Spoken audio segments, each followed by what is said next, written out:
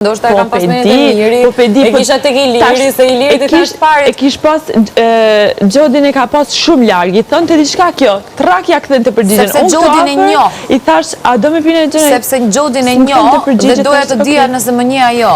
Unë kam punuar me teatrin e Gjodit. Teatri i Gjodit fatkeqësisht nuk rron më dhe unë nuk doja që t'ja përmenda në praj, pikërisht. Por që unë po partikolare është kjo dhe prandaj unë specifikisht e mora me Gjodin. Jam të fol për këtë tjetër sen, nuk jam të fol për Gjodin, jam të fol për këtë tjetër sen. Unë kam marrë vesh nga rrjetet sociale se unë kam qenë tani jashtë. Qysh ke hin big, ashtu do dalë. Dhe i mat 10 vjet. Tash problemi është këtu. Jati Gjodit ka qenë profesori im i muzikës. Ka qenë shumë njeri talentuar dhe unë Gjodin e njoh që të vogël. Kur Gjodi hyri, po unë nuk e kam takuar më kurrë. E njoh bebe.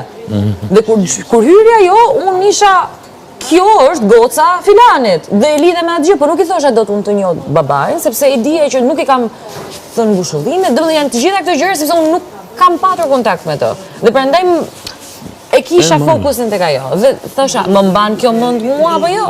Kjo është e gjitha.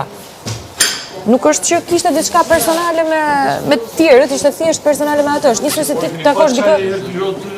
Urdhro? Çaj të ngrohtë. Çaj të ngrohtë. Çaj bustin që bën çaj.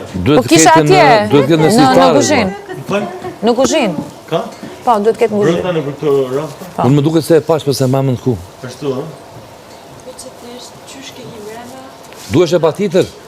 Po pi çaj ose du me kam shef gjithmonë. Çaj të ngrohtë.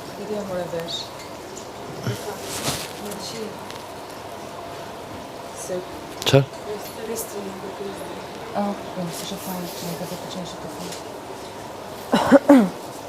Do fillojmë të ndajmë në të respektuar dhe të parespektuar. Po, sipas ndjesive.